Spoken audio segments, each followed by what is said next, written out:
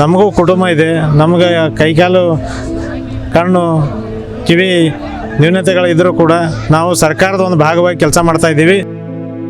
Vote bank ಮಾತ್ರ ನಮ್ಮನ್ನು use ಮಾಡ್ತಾರೆ. ವೋಟ್ ಬ್ಯಾಂಕ್ ಆದಮೇಲೆ ನಮ್ಮ ಕಡೆಗಣನೆ ಮಾಡ್ತಾರೆ.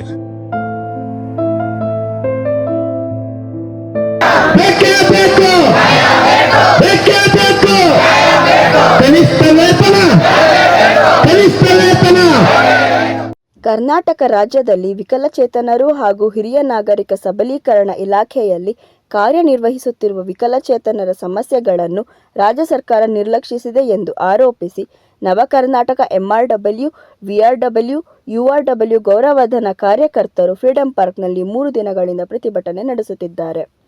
17 ವರ್ಷಗಳಿಂದ ನಾವು ಕೆಲಸ ಮಾಡುತ್ತಿದ್ದೇವೆ.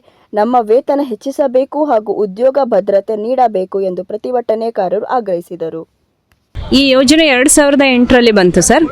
ಇದು ಗ್ರಾಮೀಣ ಪುನರ್ವಸತಿ ಕಾರ್ಯಕರ್ತರು ಅಂತ VRWs, ನಗರ ಸ್ಥಳೀಯ ಸಂಸ್ಥೆಗಳಲ್ಲಿ ನಗರ ಪುನರ್ವಸತಿ ಕಾರ್ಯಕರ್ತರು ಅಂತ ಇರ್ತಾರೆ. ತಾಲೂಕು ಮಟ್ಟದಲ್ಲಿ ವಿವಿಧೋದ್ದೇಶ ಪುನರ್ವಸತಿ ಕಾರ್ಯಕರ್ತರು ಅಂತ ಇರ್ತಾರೆ.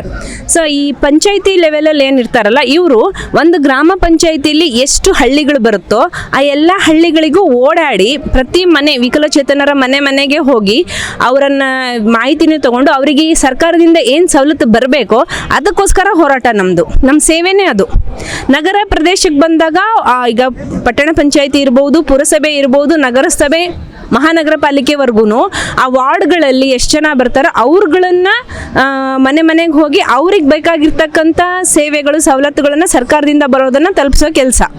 ತಾಲೂಕು ವಿವಿಧೋದ್ದೇಶ ಏನಿದ್ದಾರೆ ಇವ್ರ ಮೇಲ್ವಿಚಾರಕರಾಗಿರ್ತಾರೆ ಈ ನಗರ ಸ್ಥಳೀಯ ಸಂಸ್ಥೆಗಳಿಗೆ ಮತ್ತು ಗ್ರಾಮೀಣ ಪುನರ್ವಸತಿಯವರಿಗೆ.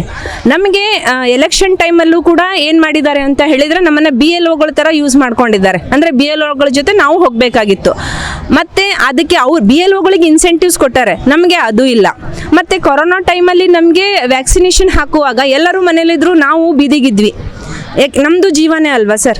ಸೊ ನಮಗೂ ಜೀವ ಭಯ ಇದ್ರೂ ಕೂಡ ನಮ್ಮ ವಿಕಲಚೇತನರಿಗೆ ಮತ್ತು ಹಿರಿಯ ನಾಗರಿಕರಿಗೆ ವ್ಯಾಕ್ಸಿನೇಷನ್ ಆಗಬೇಕು ಅಂತ ಅವರು ಹೆದರಿದ್ದ ಟೈಮಲ್ಲಿ ನಾವು ಮನವೊಲಿಸಿಬಿಟ್ಟು ಅವರಿಗೆ ವ್ಯಾಕ್ಸಿನೇಷನ್ಸ್ ಎಲ್ಲ ಮಾಡಿ ನಾವು ವಾರಿಯರ್ಸ್ ಥರ ಮಾಡಿದ್ದೀವಿ.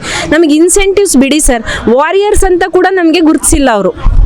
ಸರ್ಕಾರದವರು ವಾರಿಯರ್ಸ್ ಅಂತ ಎಲ್ಲೂ ಕೂಡ ನಮ್ಮನ್ನು ಮೆನ್ಷನ್ ಮಾಡಿಲ್ಲ. ಅಂದರೆ ತೀರಾನೇ ನಮ್ಮನ್ನು ಕಡೆಗಣಿಸಿದ್ದಾರೆ. ಇವ್ರು ಹೇಳ್ತಾರೆ ಬಡವರ ಪರ ದುರ್ಬಲ ಜನರು ಅಂತ. ಸಮಾಜದಲ್ಲಿ ದುರ್ಬಲ ವರ್ಗ ಅಂತ ಯಾವುದಾದ್ರೂ ಇದೆ ಅಂದರೆ ಜಾತಿ ಭೇದ ಬಿಟ್ಟು ವಿಕಲಚೇತನರಷ್ಟೇ ಇರೋದು. ಅವರು ಎಲ್ಲದಕ್ಕೂ ಒಂದು ನೀರಿಗಾದ್ರೂ ಅವ್ರು ಡಿಪೆಂಡೆಂಟ್ ಆನ್ ಅದರ್ಸ್. ಬೇರೆಯವ್ರಿಗೆ ಮೇಲೆ ಅವರು ಏನಾಗಿರ್ತಾರೆ, ಅವಲಂಬಿತರಾಗಿರ್ತಾರೆ. ಸೊ ಅವರನ್ನು ಕೂಡ ಇವ್ರನ್ನೇ ಮೊದಲೇ ಆದ್ಯತೆ ಕೊಡಬೇಕು ಅಂತ ಹೇಳಿದ್ದೆ ಅವರು. ಅವರ ಗ್ಯಾರಂಟಿಗಳಿಗಿಂತ ಮುಂಚೆ ಫಸ್ಟ್ ಮಾತು ಕೊಟ್ಟಿದ್ದು ನಮಗೆ ಸಿದ್ದರಾಮಯ್ಯ ಸರ್ ಅವರು, ನಿಮಗೆ ನಾನು ಮಾಡ್ತೀನಿ, ನೀವು ದೇವರಿದ್ದಂಗೆ ನಂಗೆ ಆಶೀರ್ವಾದ ಮಾಡಿ ಅಂತ. ಈಗ ಅದನ್ನು ಮರ್ತಿದಾರೋ ಅಥವಾ ಮರ್ತು ಕೂತಿದಾರೋ ಅಥವಾ ಮರ್ತಿರೋ ಥರ ನಟಿಸ್ತಾ ಇದ್ದಾರೋ ಗೊತ್ತಿಲ್ಲ. ದಿವ್ಯ ನಿರ್ಲಕ್ಷ್ಯ ಅಂತೂ ತೋರಿರೋದು ನಿಜ. ನಮಗಷ್ಟೇ ಅಲ್ಲ, ಕಾರ್ಯಕರ್ತರಿಗಷ್ಟೇ ಅಲ್ಲ, ಇಡೀ ರಾಜ್ಯದ ವಿಕಲಚೇತನರಿಗೆ ಅವರು ದಿವ್ಯ ನಿರ್ಲಕ್ಷ್ಯನ ತೋರಿದ್ದಾರೆ ಸರ್. ನಾವು 17 ವರ್ಷಗಳಿಂದ ವಿಕಲಚೇತನರು ಕೇವಲ 750 ರೂಪಾಯಿಯಿಂದ ಹಿಡಿದು ಇವತ್ತು 9,000 ರೂಪಾಯಿಗೆ ಬಂದಿದ್ದೇವೆ. ಮಾನ್ಯ ರಾಜ್ಯ ಸರ್ಕಾರದವರು ಒಂದು ಕಾನೂನು ಮಾಡುತ್ತೆ, ಯಾವುದಾರ ಒಂದು ಫ್ಯಾಕ್ಟ್ರಿಗಳನ್ನು ತೆಗೆಯುವಾಗ ರಾಜ್ಯದಲ್ಲಿ ಏನಾರ ಇದು ಮಾಡೋದು 18,500 ರೂಪಾಯಿಯ ಕನಿಷ್ಠ ವೇತನ ಕೊಟ್ಟು ಕಾರ್ಮಿಕರನ್ನೇ ನೀವು ದುಡಿಸ್ಕೋಬೇಕು. ಅದಕ್ಕಿಂತ ಒಳಗೆ ಏನಾರು ಕೊಟ್ಟೆ ಅಂದರೆ ನಮ್ಮ ಕಾನೂನು ಪ್ರಕಾರ ನಿಮ್ಮನ್ನು ಮಾನ್ಯತೆಯನ್ನು ರದ್ದುಪಡ್ತೀವಿ ಅಂತ. ಅದೇ ನಾವು ವಿಕಲಚೇತನರನ್ನು ರಾಜ್ಯ ಸರ್ಕಾರ ಗೌರವಧನವನ್ನು ಕೇವಲ 9,000 ರೂಪಾಯಿ ಕೊಟ್ಟು ಯಾಕೆ ಈ ಥರ ಕೀಳು ಮಟ್ಟದಲ್ಲಿ ದುಡಿಸ್ಕೊಂತಾರೆ ಅನ್ನೋದು ಗೊತ್ತಾಗ್ತಾ ಇಲ್ಲ. ಹೇಳೋದು ಬೇರೆಯವರಿಗಾದರೆ ಹೇಳೋಕ್ಕಾದ್ರೆ ರಾಜ್ಯ ಸರ್ಕಾರಕ್ಕೆ ಆದೇಶ ಇರುತ್ತೆ. ಅದೇ ರಾಜ್ಯ ಸರ್ಕಾರದವರು ತಮ್ಮ ಸಂಸ್ಥೆ ಒಳಗೆ ಕೆಲಸ ಮಾಡೋರಿಗೆ ಇದಕ್ಕೆ ಕೀಳು ಮಟ್ಟದ ಸಂಬಳ ಕೊಡ್ತಾ ಇದ್ದಾರೆ. ಇದು ತಾರತಮ್ಯ ನೀತಿ ಬೇಡ ಸರ್. ನಾವು ಸಮಿತಿ ಅಂಗವಿಕಲರಾಗಿರೋದ್ರಿಂದ ನಮಗೆ ಒಂದು ಅವಕಾಶ ಕೊಟ್ಟರೆ ನಾವು ಸಮಿತಿ ನಿಮಗೆ ರಾಜ್ಯಕ್ಕೆ ಹೆಸರು ತರುವಂಥ ಕೆಲಸವನ್ನು VRW ಮತ್ತು MRW ಮತ್ತು URWಗಳು ಮಾಡ್ತೀವಿ ಸರ್. ದಯಮಾಡಿ ನಮಗೆ ಸಮಿತಿ ಕುಟುಂಬವನ್ನು ಒಯ್ಯತಕ್ಕಂಥದ್ದು ಭಾಳ ಇದಾಗೈತಿ.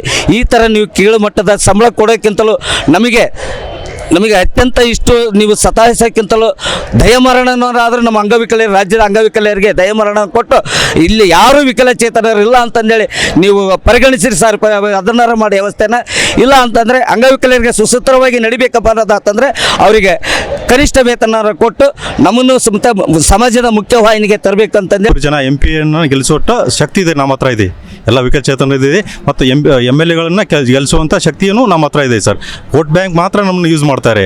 ವೋಟ್ ಬ್ಯಾಂಕ್ ಆದಮೇಲೆ ನಮ್ಮ ಕಡೆಗಣನೆ ಮಾಡ್ತಾರೆ. ಈ ಒಂದು ದೃಷ್ಟಿಯಿಂದ ಇಟ್ಕೊಂಡು ನಾವು ನಮ್ಮ ಬೆಳಗಾವಿ ಜಿಲ್ಲೆಯ ಸಚಿವರಾದಂಥ ಶ್ರೀಮತಿ ಲಕ್ಷ್ಮೀ ಹೆಬ್ಬಾಳ್ಕರ್ ಮನೆಗೇ ಹೋಗ್ಬಿಟ್ಟು ನಾವು ಸುಮಾರು 16 ಬಾರಿ ವಿನಂತಿ ಮಾಡಿದಾಗೂ ಕೂಡ ಸಂಬಂಧಪಟ್ಟ ಇಲಾಖೆಗೆ ಅವರು ಇನ್ಸ್ಟ್ರಕ್ಷನ್ ಕೊಟ್ಬಿಟ್ಟು ಫೈಲ್ ಪುಟಪ್ ಮಾಡಿಸಿದ್ದಾರೆ. ಇವಾಗ ಆರ್ಥಿಕ ಇಲಾಖೆ ಅಂತಂದರೆ ಮಾನ್ಯ ಮುಖ್ಯಮಂತ್ರಿಗಳ ಕೈಯಲ್ಲಿದೆ ಅದು. ದಯವಿಟ್ಟು ಅವರು ಮಾನ್ಯ ಮುಖ್ಯಮಂತ್ರಿಗಳ ತಮ್ಮ ಬಂಡತನವನ್ನು ಬಿಟ್ಟು ವಿಕಲಚೇತನ ಮತ್ತು ಕರುಣೆ ಮತ್ತು ಅವರ ಮೇಲೆ ಪ್ರೇಮ ಇತ್ತಂತಂದರೆ ಅವರು ನಮ್ಮ ಕನಿಷ್ಠ ವೇತನ ಫೈಲನ್ನು ಅನುಮೋದನೆ ಮಾಡಿಸ್ಬೇಕು. ಒಂದು ವೇಳೆ ಇಲ್ಲ ಅಂತಂದರೆ ನಿಜವಾಗ್ಲೂ ನಾವು ಸತ್ಯವಾಗ್ಲೂ ಹೇಳ್ತಿದ್ದೀವಿ, ನಮ್ಮ ಶಾಪ ತಟ್ಟುತ್ತೆ. ಪ್ಲೀಸ್ ದಯಮಾಡಿ ತಮ್ಮ ಮಂಡತನ ಇದ್ದರೆ ತಮ್ಮ ರಾಜಕೀಯ ಪಕ್ಷಗಳ ಮೇಲೆ ಅದನ್ನು ಹಾಗೆ ಸಾಧಿಸ್ರಿ, ನಮ್ಮ ವಿಕಲಚೇತನರ ಮೇಲೆ ಸಾಧಿಸಬೇಡಿ ಅಂತೇಳಿ ಈ ಮೂಲಕ ತಮ್ಮ ವಾಹಿನಿ ಮೂಲಕ ಅವರಿಗೆ ಕೈ ಮುಗಿದು ಕಾಲು ಮುಗಿದು ಬೇಡ್ಕೊಳ್ಕೊತೀವಿ. ನವ ಕರ್ನಾಟಕ MRW, VRW ಮತ್ತು AW ಸಂಘದ ವತಿಯಿಂದ ನಾವು ಸುಮಾರು 17 ವರ್ಷಗಳಿಂದ ಇವರ ಕನಿಷ್ಠ ವೇತನಕ್ಕೆ ಒತ್ತಾಯಿಸಿ ಹೋರಾಟ ಮಾಡ್ತಾ ಇದ್ದೀವಿ. ಮಾನ್ಯ ಮುಖ್ಯಮಂತ್ರಿಗಳಿಗೆ ಕಲಬುರಗಿಯಲ್ಲಿ ಸುಮಾರು 3 ದಿವಸಗಳ ಕಾಲ ಉಪವಾಸ ಸತ್ಯಾಗ್ರಹ ಹಿಂದೆ ನಾವು ಹಮ್ಮಿಕೊಂಡಿದ್ದೀವಿ. ನಂತರ ಸೆಪ್ಟೆಂಬರ್ 17ನೇ ತಾರೀಕಿಗೆ ಕಲಬುರಗಿಯಲ್ಲಿ ಸಚಿವ ಸಂಪುಟ ಇದ್ದ ಸಮಯದಲ್ಲಿ ಆಳೆಗೆ ನಾವು 3 ದಿವಸ ಪ್ರತಿಭಟನೆ ಹಮ್ಮಿಕೊಂಡಿದ್ದೀವಿ. ಆ ಸಂದರ್ಭದಲ್ಲಿ ಅಲ್ಲಿದ್ದಂಥ ಪ್ರಿಯಾಂಕ್ ಖರ್ಗೆ ಅವರು ಉಸ್ತುವಾರಿ ಮಿನಿಸ್ಟ್ರು ರಾತ್ರಿ 10 ಗಂಟೆಗೆ ನಮ್ಮನ್ನು ಮುಖ್ಯಮಂತ್ರಿಯನ್ನು ಭೇಟಿ ಮಾಡಿಸಿ ನಮ್ಮ ಕನಿಷ್ಠ ವೇತನ ಜಾರಿಗಾಗಿ ನಾವು ಮುಖ್ಯಮಂತ್ರಿಗೆ ಮನವಿ ಮಾಡಿಕೊಂಡಾಗ ಆ ಸಂದರ್ಭದಲ್ಲಿ ನಾವು ಕನಿಷ್ಠ ವೇತನ ಮುಂದಿನ ದಿನಗಳಲ್ಲಿ ನಿಮಗೆ ಜಾರಿ ಮಾಡ್ತೀವಿ ಅಂತೇಳಿ ಒಂದು ಭರವಸೆ ಕೊಟ್ಟಿದ್ದರು. ನಂತರದ ದಿನಗಳಲ್ಲಿ ನಾವು ಬೆಳಗಾವಿ ಅಧಿವೇಶನದಲ್ಲಿ ಅಲ್ಲಿ ಪ್ರತಿಭಟನೆ ಹಮ್ಮಿಕೊಂಡಿದ್ದೀವಿ. ಅಲ್ಲಿ ಸುಮಾರು ಯಾವಾಗ ಅಲ್ಲಿ ಬೆಳಗಾವಿಯಲ್ಲಿ ಇವರು ಸಚಿವ ಸಂಪುಟ ಹಿಡಿತಾರೆ ಆ ಸಂದರ್ಭದಲ್ಲಿ ನಾವು ಪ್ರತಿ ವರ್ಷ ಮಾಡ್ತಾನೇ ಇದ್ದೀವಿ.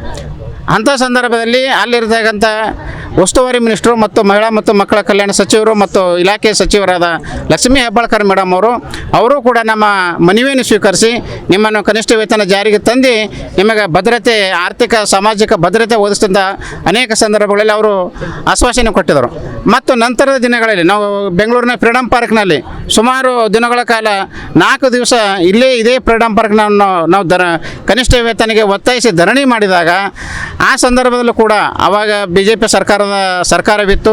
ನಂತರ ಅವರು ವಿರೋಧ ಪಕ್ಷದ ನಾಯಕರಾಗಿದ್ದರು. ಅವರು ಖುದ್ದು ಇದೇ ಸ್ಥಳಕ್ಕೆ ಬಂದು ಅವರು ಒಂದು ವಾಗ್ದಾನ ಮಾಡಿದರು, ನಾನೀಗ ವಿರೋಧ ಪಕ್ಷದ ನಾಯಕನಿದ್ದೇನೆ, ಮುಂದೆ ನಿಮ್ಮ ಆಶೀರ್ವಾದದಿಂದ ಕಾಂಗ್ರೆಸ್ ಸರ್ಕಾರ ಬಂದರೆ ಮುಂದೆ ನಾನು ಮುಖ್ಯಮಂತ್ರಿ ಆದರೆ ನಿಮ್ಮನ್ನು ಖಾಯಮತಿ ಮಾಡ್ತೀನಿ ಅಂತೇಳಿ ಅವರು ಆಶ್ವಾಸನೆ ಕೊಟ್ಟು ಹೋಗಿದ್ದರು. ಮಾನ್ಯ ಮುಖ್ಯಮಂತ್ರಿಗಳೇ, ನಾವು ಇವತ್ತು ನಿಮಗೆ ಜ್ಞಾಪಕ ಮಾಡಿಕೊಡ್ತಾ ಇದ್ದೀವಿ. ನೀವು ಕೊಟ್ಟಂಥ ಆಶ್ವಾಸನೆ ಇವತ್ತು ಏನಾಗಿದೆ, ಆಶ್ವಾಸನೆ ಮರೆತು ಬಿಟ್ಟಿದ್ದೀರಿ. ಅಂಗವಿಕಲರಿಗೆ ಅನ್ಯಾಯ ಮಾಡ್ತಾ ಇದ್ದೀರಿ, MRW, VRW ಅನ್ಯಾಯ ಮಾಡ್ತಿದ್ದೀರಿ.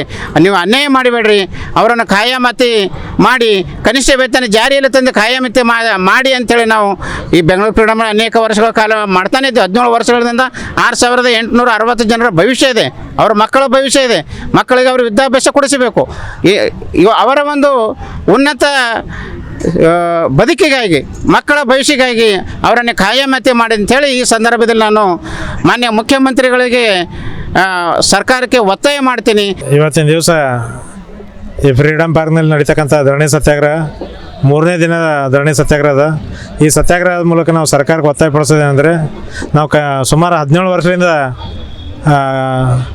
ಕನಿಷ್ಠ ಶ್ರಮಕ್ಕೆ ತಕ್ಕಷ್ಟು ವೇತನ ಇಲ್ಲದೆ ಅತ್ಯಂತ ಕಡಿಮೆ ಸಂಬಳದಲ್ಲಿ ವೇತನದಲ್ಲಿ ಕೆಲಸ ಮಾಡ್ತಾಯಿದ್ದೀವಿ. ಈ ಕೊಡ್ತಕ್ಕಂಥ ಸಂಬಳ 9,000 ರೂಪಾಯಿ. ಈ ದಿನ ಬೆಲೆ ಏರಿಕೆ ಸಮಯದಲ್ಲಿ ನಮಗೆ ಯಾವುದಕ್ಕೂ ಸಾಕಾಗಲ್ಲ. ನಮಗೂ ಕುಟುಂಬ ಇದೆ, ನಮಗೆ ಕೈಕಾಲು, ಕಣ್ಣು, ಕಿವಿ ನ್ಯೂನತೆಗಳಿದ್ದರೂ ಕೂಡ ನಾವು ಸರ್ಕಾರದ ಒಂದು ಭಾಗವಾಗಿ ಕೆಲಸ ಮಾಡ್ತಾಯಿದ್ದೀವಿ. ಮತ್ತು ನಮ್ಮ ಕೇಂದ್ರ ಮತ್ತು ರಾಜ್ಯ ಸರ್ಕಾರದಿಂದ ಸಿಗ್ತಕ್ಕಂಥ ಸೌಲಭ್ಯಗಳು ನಾವು ಸ್ವತಃ ಅಂಗವಿಕಲರಾಗಿದ್ದರೂ ಕೂಡ ಈ ರಾಜ್ಯದ ವಿಕಲಚೇತನ ಬಂಧುಗಳಿಗೆ ತಲುಪಿಸುವಂಥ ಕೆಲಸ ಮಾಡ್ತಾಯಿದ್ದೀವಿ. ಈ ಗೌರವಧನ ಕೊಡ್ತಕ್ಕಂಥ 9,000 ರೂಪಾಯಿನದೇ ನಮಗೆ ಯಾವುದಕ್ಕೂ ಸಾಕಾಗ್ತಾ ಇಲ್ಲ. ನಮಗೆ ಕನಿಷ್ಠ ವೇತನ ಕೊಡಬೇಕಂತೇಳಿ ಸರ್ಕಾರಕ್ಕೆ ಪದೇ ಒತ್ತಾಯ ಮಾಡ್ತಾಯಿದ್ದೀವಿ. ಈ ಹಿಂದೆ ನಮ್ಮ ಈಗಿರುವಂಥ ಮುಖ್ಯಮಂತ್ರಿ ಸಿದ್ದರಾಮಯ್ಯ ಸಾಹೇಬರು, ಸನ್ಮಾನ್ಯ ಸಾಹೇಬರು ನಮ್ಮನ್ನು ವಿರೋಧ ಪಕ್ಷದ ನಾಯಕರಾಗಿದ್ದಾಗ ಇದೇ ಫ್ರೀಡಮ್ ಪಾರ್ಕಲ್ಲಿ ಬಂದು ನಿಮಗೆ ಪರ್ಮಿಟ್ ಮಾಡ್ತೀನಿ ಅಂತ ವಚನ ಕೊಟ್ಟೋಗಿದ್ದರು. ಆದರೆ ಇವತ್ತು ಅಧಿಕಾರಕ್ಕೆ ಬಂದು 2 ವರ್ಷ ಆಯಿತು. ಇವತ್ತು ನಮ್ಗೆ 2 ವರ್ಷದ ಬಜೆಟ್ನಲ್ಲಿ 1 ರೂಪಾಯಿ ಕೂಡ ನಮಗೆ ವೇತನ ಹೆಚ್ಚಳ ಮಾಡದೇ ಇರೋದು ನಮ್ಮನ್ನು ದಿವ್ಯ ನಿರ್ಲಕ್ಷ್ಯ ತೋರಿದ್ದಾರೆ. ಅದನ್ನು ನಾವು ಖಂಡನೆ ಮಾಡ್ತೀವಿ. ನಾವು ಈ ನಡೀತಕ್ಕಂಥ ಅಧಿವೇಶನದಲ್ಲಿ ನಮಗೆ ಬಜೆಟ್ನಲ್ಲಿ ನಾವು ಬಹಳಷ್ಟು ನಿರೀಕ್ಷೆ ಇಟ್ಕೊಂಡಿದ್ದೇವೆ. ಈ ರಾಜ್ಯದ ವಿಕಲಚೇತನ ನಿರೀಕ್ಷೆ ನಮಗೆ ಮಾಡದೇ ಇದ್ರೆ ಪರವಾಗಿಲ್ಲ, ನಮ್ಮ ಸಮುದಾಯಕ್ಕೆ ಮಾಶಾಸನ ಒಂದು 200 ರೂಪಾಯಿ 500 ರೂಪಾಯಿ ಹೆಚ್ಚಿಗೆ ಮಾಡಿದ್ರು ಕೂಡ ನಾವು ಸಮಾಧಾನ ಪಡ್ತಿದ್ದೀವಿ. ಆದರೆ ಟೋಟಲಿ ಈ ರಾಜ್ಯದ ವಿಕಲಚೇತನ ನೀವೇ ನಿರ್ಲಕ್ಷ್ಯ ತೋರಿಸಿರೋದಕ್ಕೆ ನಾವು ಇದನ್ನು ಖಂಡನೆ ಮಾಡ್ತೀವಿ.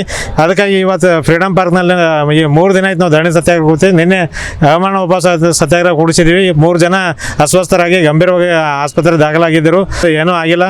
ಒಂದು ವೇಳೆ ಏನಾರೇ ಆಗಿದ್ದರೆ ಅದಕ್ಕೆ ಸರ್ಕಾರವೇ ನೇರ ಹೊಣೆ ಆಗ್ತೈತೆ ಅಂತೇಳಿ ಈ ಮೂಲಕ ನಾವು ಎಚ್ಚರಿಕೆ ಕೊಡ್ತೀವಿ. ಈಗ ನಮ್ಮ ಹೀಗೆ ಕನಿಷ್ಠ ವೇತನ ಮಾಡ್ಬೇಕಂತೇಳಿ ನಮ್ಮ ಇಲಾಖೆಯವರು ಮತ್ತು ನಮ್ಮ ಸಂಬಂಧಪಟ್ಟ ಸಚಿವರಾದ ಶ್ರೀಮತಿ ಲಕ್ಷ್ಮೀ ಹೆಬ್ಬಾಳ್ಕರ್ ಮೇಡಮ್ ಅವರು ಈಗಾಗಲೇ ಪ್ರಸ್ತಾವನೆಯನ್ನು ಆರ್ಥಿಕ ಇಲಾಖೆ ಕಳಿಸಿದ್ದಾರೆ. ಹಣಕಾಸು ಸಚಿವರು ಹಣಕಾಸು ಇಲಾಖೆ ಸನ್ಮಾನ್ಯ ಮುಖ್ಯಮಂತ್ರಿಯವರಿಗೆ ಬರೋದರಿಂದ ನಾವು ದಯವಿಟ್ಟು ಮುಖ್ಯಮಂತ್ರಿಯಲ್ಲಿ ವಿನಂತಿ ಮಾಡ್ತೀವಿ.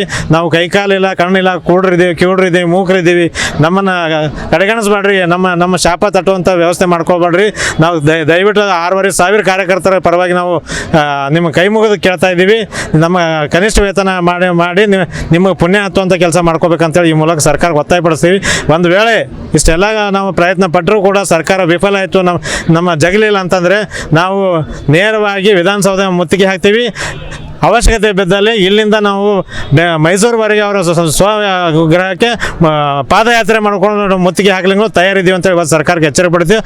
ಮಾರ್ಗ ಮಧ್ಯದಲ್ಲಿ ನಮ್ಮವ್ರಿಗೆ ಏನಾರೇ ಆದರೂ ಕೂಡ ಅದಕ್ಕೆ ಸರ್ಕಾರವೇ ನೇರ ಹೊಣೆ.